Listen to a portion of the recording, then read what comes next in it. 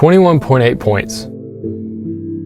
That's the average point differential through the first round of this year's college football playoff. That's an average of 3 possessions per ball game, an exceedingly wide margin for what's supposed to be some of the best and most competitive teams in all of college football.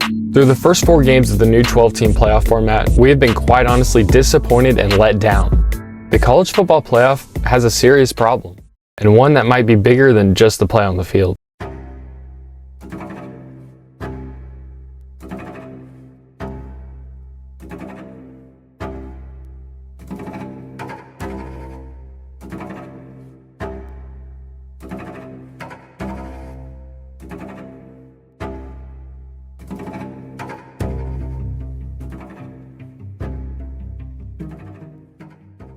Except, this point differential isn't actually from this year's playoffs.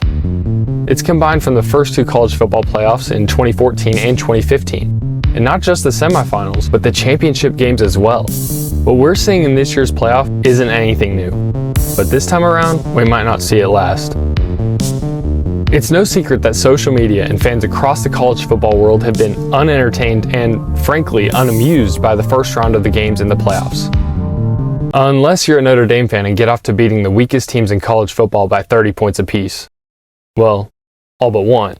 Mitch Jeter, and that's blocked at the line of scrimmage, and the Huskies are celebrating. Rudy would be so proud.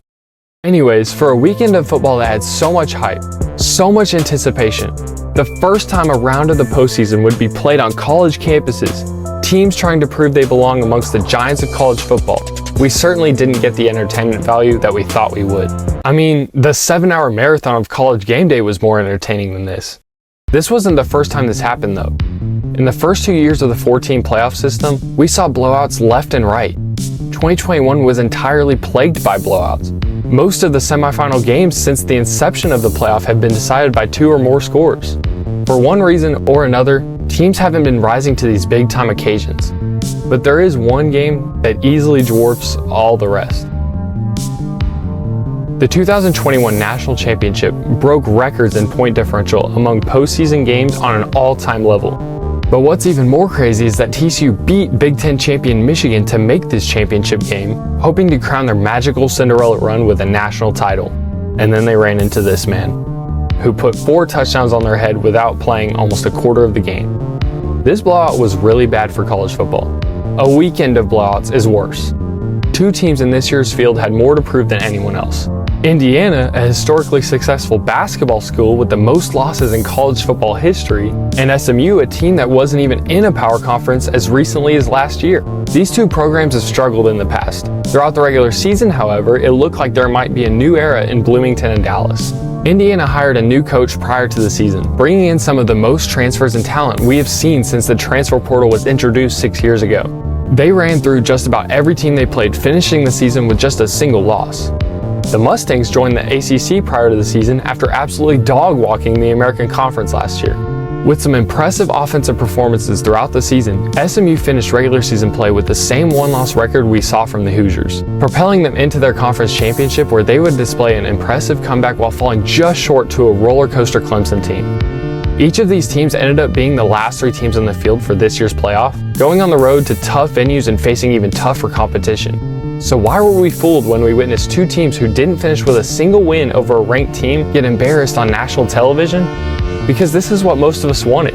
I remember reading threats and calls for riots against the playoff committee if they were to leave SMU out of the field after their heartbreaking loss to Clemson the night before the selection show. Obviously, the other horse in the race was Alabama, who was only in the conversation because of their Giant A logo after allowing 40 points to Vanderbilt and losing by 3 touchdowns to an Oklahoma team who was barely bowl eligible. Saban is gone. They had 3 bad losses and don't deserve to get in over a team who played in their conference championship game, no matter how many times people quote Roll Tide Willie. Don't give a pass about number 10. The point of me saying all of this is to show that we are in a new era of college football. New faces and new contenders have chances they never had before. Many involved and avid fans of the sport have been clamoring for an expanded playoff for this very reason. I mean, do we really want to watch a remake of the SEC championship in the playoffs year after year? A far more compelling story seems to come from Clemson, where just a few years ago, a team that seemed to make noise in the postseason and even brought home a pair of national titles has struggled as of late, yet found themselves in the playoffs due to a little bit of luck and a conference title. While Dabo Swinney refuses to use the transfer portal to fill his team, and playing a Texas team that has no glaring weaknesses, their backs were against the wall. The Tigers were playing with house money, and what seemed to be the one game to circle as a blowout ended up being the closest game throughout. Cade Klubnik tried to will his team to the next round but came up just a little bit short, arguably outdueling his high school rival in Quinn Ewers. But that's enough about the losers of the weekend. One team that may have proved the most haters wrong is Ohio State, and what was likely to be an absolute slugfest between two battle-tested football teams and Tennessee Orange showing out, rivaling the home crowd. The Buckeyes showed why their loss to Michigan was a fluke in comparison to the rest of their season. Their running game and defense showed out while Will Howard did enough to maintain their lead. They've proven that they belong and now have an opportunity to avenge their 1-point loss to the Ducks in early October. Just a couple hundred miles away from that game will be a somewhat unknown and under-the-radar team in Boise State, testing if their Heisman-level running back can crack the code to Penn State's highly touted defense. A game with several NFL prospects not only trying to bring home a championship, but prove their value to professional franchises, as well as a coach trying to shed the narrative that he doesn't show up in big games. But the quarterfinal matchup that I don't think gets enough love has to be the Peach Bowl between Arizona State and Texas. While the Longhorns are favored by almost 2 touchdowns, we shouldn't overlook another talented, hard-nosed running back in Cam Skattebo. This man has been on an absolute tear, carving through the Big 12 and earning national recognition along the way. The Big 12 has been on a mission this season to show that they aren't the little brother to the SEC, some farming system for the juggernauts in the Southeast to scout for the transfer portal. And while this season has proved a lot of that narrative, Arizona State has a chance to knock off a team that previously made up a major part of the core of the Big 12. Meanwhile, Quinn Ewers will be going out to once again try and prove that he is the best quarterback on this roster, not the young Manning. The newest edition of the Manning series will have his time, but the Sheriff still has another ride or two left to make his mark. And then you have the Sugar Bowl, Notre Dame up against easily the toughest team that they've faced in Georgia, Irish Bulldogs. It doesn't get much more iconic than this, and all eyes will be on them in the new year. Yet, two teams that still seem to have something to prove before claiming a semifinal spot. The Bulldogs have 2 tough losses and almost faced the same fate as Miami at the hands of Georgia Tech, taking 8 overtimes to come away with a win in the game of the year. Notre Dame has had a weak schedule and managed to lose to Northern Illinois earlier in the year, an Irish team that has the biggest scoring margin in college football, but refuses to join a conference, leading to a weak schedule, leaving questions to be answered. You could argue that their win over Indiana proves they belong, but there were questions about the Hoosiers all along too. Every team this year has questions and weaknesses. It's hard to tell which team stands out as the top dog and who has been fraudulent all along.